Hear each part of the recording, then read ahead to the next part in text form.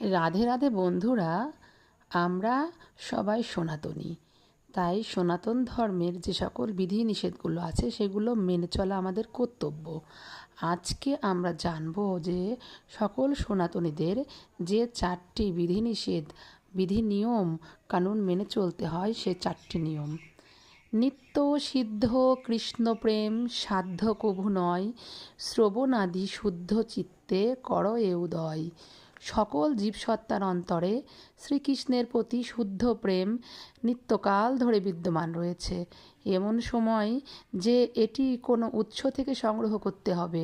শ্রবণ কীর্তনের প্রভাবে হৃদয় যখন বিশোধিত হয়, তখন সেই সুপ্ত কৃষ্ণপ্রেমের উদয় হয়।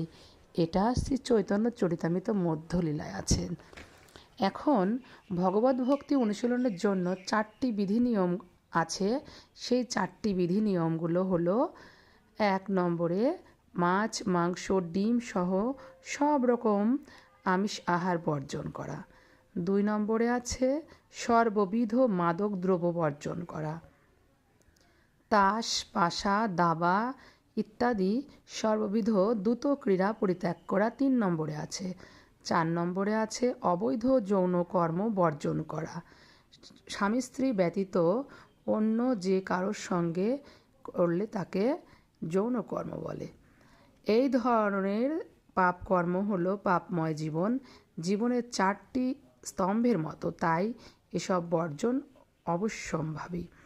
এসব পাপাচার সরাসরি ধর্মের 4টি স্তম্ভকে ধ্বংস করে। সেগুলো হলো দয়া, সংযম, সত্যবাদিতা এবং শুচিতা।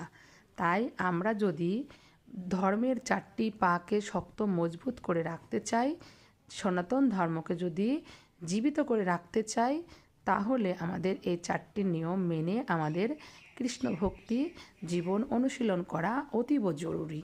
তা না হলে আমাদের এই 4টি স্তম্ভ বা পা ধ্বংস হয়ে যাবে।